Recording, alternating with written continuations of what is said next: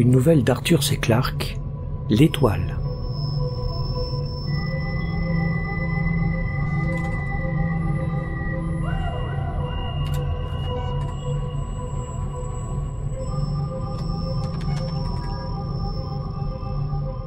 Il y a 3000 années-lumière d'ici au Vatican.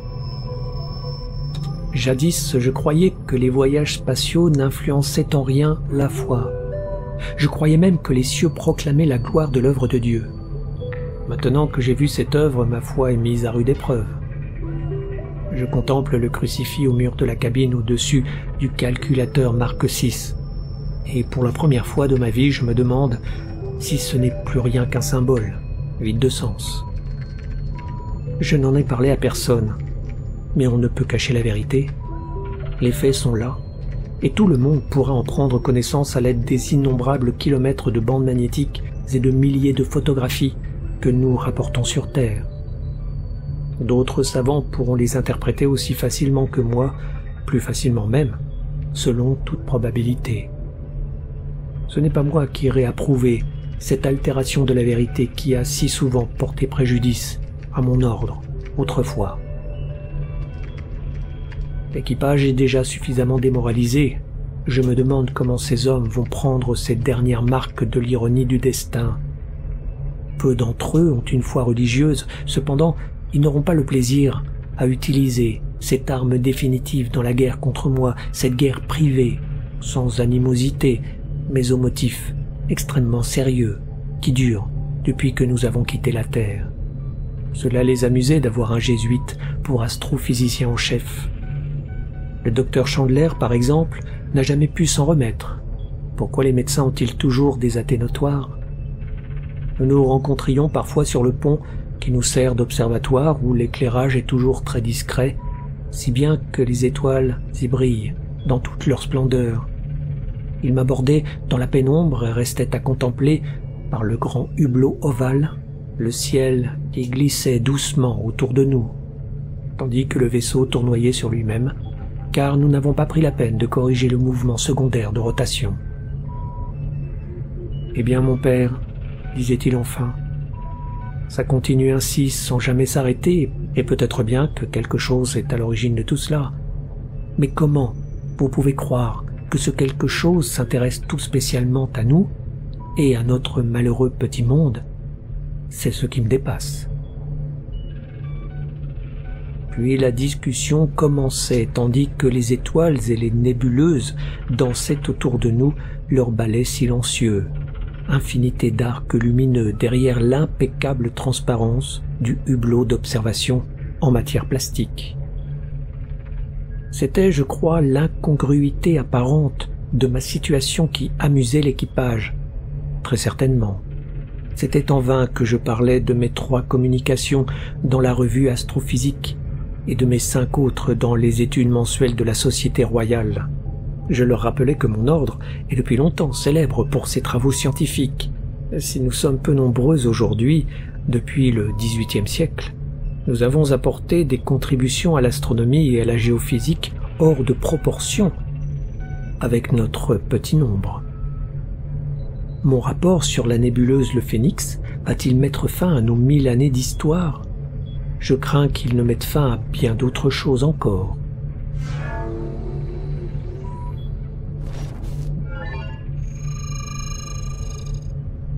Je ne sais qui a donné ce nom à la nébuleuse, mais c'est un nom qui ne me semble pas lui convenir. S'il contient une prophétie, on ne pourra pas le vérifier avant plusieurs milliards d'années. Même le terme de nébuleuse est trompeur. Il s'agit d'un astre beaucoup plus petit que ces formidables nuages de brume que sont les futures étoiles, disséminées sur toute l'étendue de la Voie lactée. De fait, à l'échelle cosmique, la nébuleuse le Phénix est un astre insignifiant, une enveloppe de gaz ténue entourant une unique étoile, ou du moins ce qui reste d'une étoile. Le portrait de Loyola par Rubens, pendu au-dessus des graphiques du spectrophomètre, semble me regarder d'un air narquois. Qu'auriez-vous fait à ma place, mon père, de ce savoir dont je suis le détenteur, si loin de ce petit monde qui était le seul univers que vous connaissiez? Votre foi eût-elle été assez forte pour relever ce défi? La mienne ne l'est pas. Votre regard va très loin, mon père, mais j'ai fait un voyage qui m'a emmené à des distances qui dépassent tout ce que vous pouviez imaginer il y a 1000 ans, quand vous avez fondé votre ordre. Aucun autre vaisseau de reconnaissance n'a jamais été si loin de la Terre. Nous sommes aux confins même de l'univers exploré. Notre mission était d'atteindre la nébuleuse Le Phénix. Elle a réussi, et nous voici de retour vers la Terre, écrasés du fardeau de notre découverte.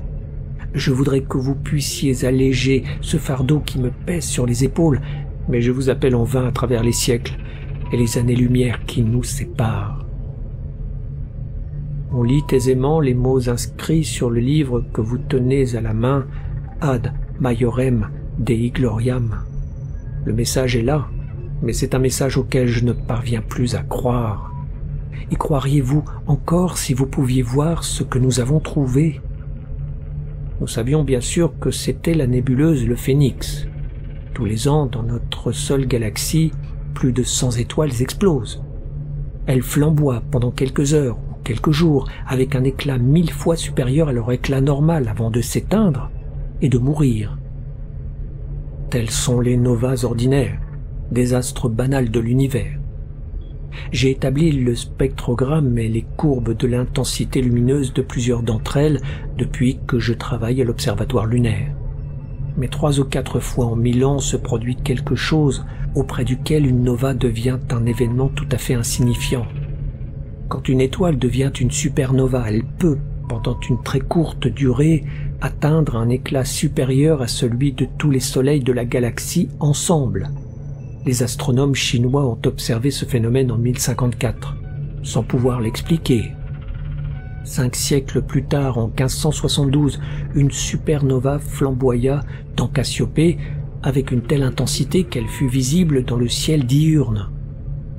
On en a observé 3 autres depuis au cours de ces 1000 dernières années.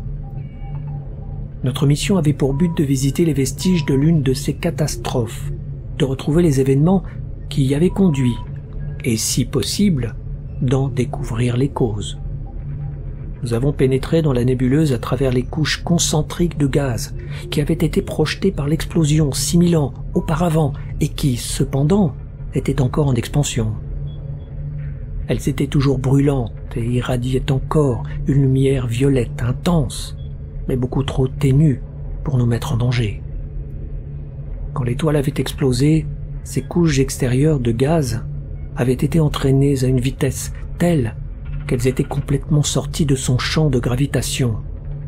Elles formaient maintenant une enveloppe assez vaste pour contenir 1 millier de systèmes solaires, et en son centre brûlait cette chose minuscule et fantastique qu'était devenue le Soleil d'antan. Une naine blanche, plus petite que la Terre, qui pesait cependant 1 million de fois plus. Nous avancions par 1000 embrasements des couches successives de gaz et la nuit interstellaire avait disparu. Nous nous dirigions vers le centre d'une bombe cosmique dont la détonation s'était produite plusieurs millénaires auparavant et dont les particules incandescentes étaient encore projetées en tous sens. L'ampleur gigantesque de l'explosion et aussi le fait que les débris emplissaient un volume d'espace qui s'étendait sur plusieurs milliards de kilomètres ôtait toute possibilité de percevoir un mouvement quelconque.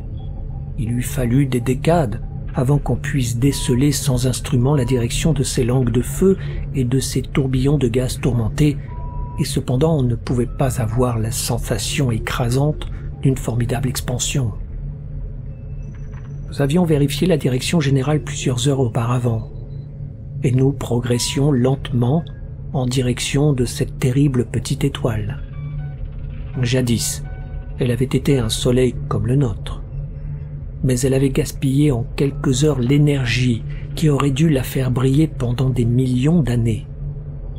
Elle était maintenant avaricieusement racornie et mettait de côté ses ressources, comme pour essayer de se punir de sa jeunesse prodigue. Personne ne comptait sérieusement trouver là des planètes.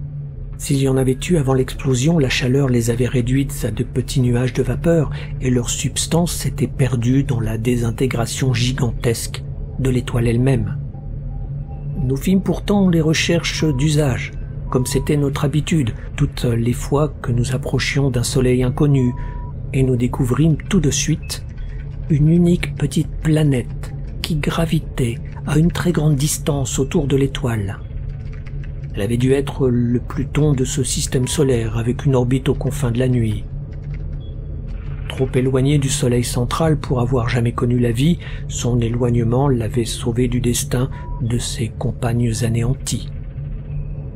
Le feu, passant sur elle, avait calciné ses roches et consumé l'enveloppe de gaz congelé qui avait dû la recouvrir avant la catastrophe. Nous embarquâmes et nous découvrîmes le caveau. Ces constructeurs avaient fait en sorte que nous en fassions la découverte à coup sûr. Le repère monolithe qui se dressait au-dessus de l'entrée n'était plus qu'une colonne à demi fondue, mais dès les premières photos au téléobjectif, nous sûmes qu'il s'agissait là du travail de l'intelligence.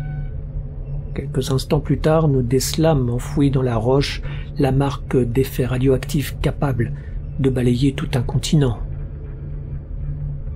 Même si le pylône au-dessus du caveau avait été détruit, ce phénomène eût subsisté, signal immuable adressé aux étoiles, pour l'éternité ou presque. Notre vaisseau se dirigea vers cet énorme point central, comme une flèche vers une cible. Le pylône avait bien dû faire 1500 mètres de haut à l'origine, mais il avait maintenant l'air d'une bougie fondue dans une flaque de cire. Il nous a fallu une semaine pour perforer cette roche fondue, car nous n'avions pas l'équipement nécessaire à ce travail. Nous sommes astronomes, non pas archéologues, mais nous avons pu nous débrouiller avec les moyens du bord. Notre programme initial était oublié. Ce mausolée solitaire dont la construction avait dû demander tant d'efforts à une distance aussi éloignée que possible de ce soleil, voué à l'anéantissement, ne pouvait signifier qu'une seule chose. C'était là l'ultime pari sur l'immortalité d'une civilisation qui savait qu'elle allait disparaître. Plusieurs générations d'hommes devront travailler pour étudier les trésors entassés dans le caveau. Eux, ils ont eu tout le temps voulu pour préparer ces trésors, car leur soleil a dû présenter des signes avertisseurs plusieurs années avant son explosion finale.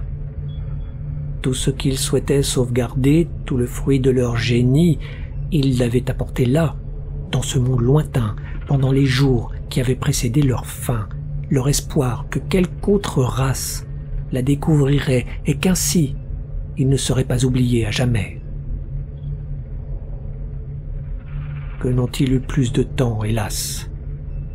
Ils savaient voyager sans difficulté entre les planètes de leur propre système, mais n'avaient pas encore trouvé le moyen de franchir les abîmes interstellaires, et le système le plus voisin était à une centaine d'années-lumière du leur. Même s'ils n'avaient pas été humains, au point qu'on en demeure confondu, comme leur sculpture le montre, nous n'aurions pas pu ne pas les admirer et nous attrister de leur sort. Ils ont laissé des milliers de films et des machines pour les projeter, ainsi que des explications par l'image détaillées, grâce auxquelles il ne sera pas difficile d'apprendre leur langue écrite.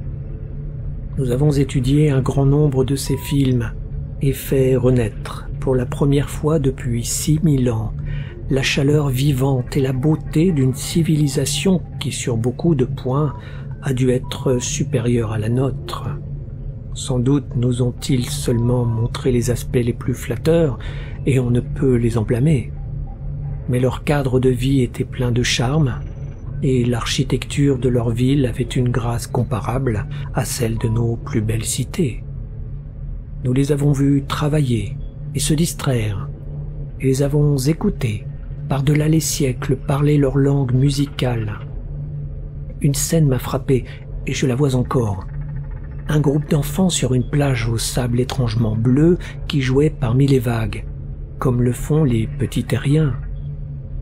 Et descendant dans cette mer, ce soleil qui répand encore sa chaleur amicale et créatrice de vie, et qui va bientôt les trahir et annihiler tout ce bonheur innocent. Peut-être que si nous n'avions pas été si loin de chez nous, et si enclins à ressentir la solitude, nous n'aurions pas été aussi profondément émus. Beaucoup d'entre nous avaient déjà vu des vestiges de civilisation disparus sur d'autres mondes, mais jamais notre émotion n'avait été aussi poignante. Cette tragédie était unique. L'extinction et la disparition d'une race, comme cela s'est souvent produit sur la Terre, pour certaines nations et certains peuples, est une chose. Mais la destruction radicale d'une civilisation dans son plein épanouissement, qui ne laisse aucun survivant, en est une autre. Comment cela pourrait-il se concilier avec l'idée de la miséricorde de Dieu? C'est ce que m'ont demandé mes compagnons et j'ai tenté de leur fournir des explications. Vous auriez peut-être pu faire mieux, Père Loyola. Mais je n'ai rien trouvé dans les Exercitia Spiritualia qui puisse m'aider. Ce n'étaient pas de mauvais gens. Je ne sais pas quel dieu ils adoraient, ou même s'ils avaient une religion quelconque, mais je les ai regardés vivre par-delà les siècles, et je les ai observés, tandis qu'ils consacraient leur dernière énergie à sauvegarder cette beauté qui est revenue à la vie, sous mes yeux à la lumière de leur soleil amoindri. Je connais les réponses que donneront mes collègues quand nous reviendrons sur Terre. Ils diront que l'univers n'a ni fin ni dessein et que, puisqu'une centaine de soleils explosent chaque année dans notre galaxie en cet instant précis, quelque race est en train de mourir dans les profondeurs de l'espace. Ils diront qu'en fin de compte, il importe peu que cette race ait fait le bien ou le mal au cours de son existence, car la justice divine n'existe pas parce que Dieu n'existe pas. Cependant, bien sûr, ce que nous avons vu ne prouve rien de la sorte. Quiconque tient ce genre de raisonnement est entraîné par ses émotions, non pas par la logique. Dieu n'a pas besoin de justifier ses actes auprès de l'homme. Lui qui a construit l'univers peut le détruire comme bon lui semble. C'est de l'orgueil. Cela confine même dangereusement au blasphème, de dire ce qu'il devrait faire ou ne pas faire. Cela, j'aurais pu l'admettre, malgré toute l'horreur que l'on puisse éprouver à l'idée de monde et de peuple jetés dans la fournaise. Mais il est un moment où même la foi la plus profonde ne peut que chanceler, et ce moment, à la suite de mes derniers calculs, je sais que j'y suis maintenant parvenu. Nous ne pouvions pas évaluer avant d'atteindre la nébuleuse depuis combien de temps l'explosion avait eu lieu. Aujourd'hui, après mes observations astronomiques et notre étude des roches de cette unique planète survivante, j'ai pu la dater exactement. Je sais en quelle année la lumière de ce brasier colossal est parvenue à la Terre. Je sais avec quel éclat la supernova dont le cadavre va maintenant s'amenuisant à mesure que notre vaisseau s'éloigne, a jadis brillé dans notre ciel terrestre. Je sais comme elle a dû embraser l'Est, au ras de l'horizon avant le lever du soleil, comme un signe de cette aube orientale. Raisonnablement, on ne peut avoir aucun doute. Le vieux mystère est enfin éclairci.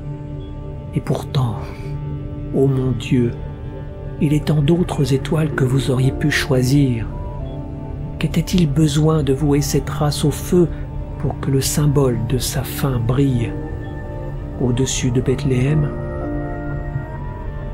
Excusez-moi, Franck. Qu'est-ce qu'il y a, Carl? Dans quelques instants, vos parents passent sur l'antenne. À propos, permettez que je vous pose une question personnelle.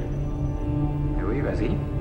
Eh bien, pardonnez-moi d'être aussi indiscret, mais durant ces dernières semaines, je me suis demandé si vous n'aviez pas quelque arrière-pensée concernant cette mission. Que veux-tu dire? Mon impression est assez difficile à préciser. C'est peut-être une manifestation de mon souci de perfection. Je sais que je ne me suis jamais entièrement libéré d'un certain sentiment, selon lequel cette mission comporte des aspects extrêmement étranges. Vous conviendrez, j'en suis sûr qu'il y a une part de vérité dans ce sentiment. C'est assez difficile de te répondre. Est-ce que ça vous ennuie d'en discuter, Bill? Voilà. Bien. Il était difficile de ne pas accorder une attention. Merci de m'avoir écouté. Si ce n'est pas déjà fait, abonnez-vous et likez pour montrer que ça vous a plu. Et si l'envie vous en dit, soutenez la chaîne sur Ko-fi. Vous deviendrez ainsi les parrains et marraines de la prochaine vidéo.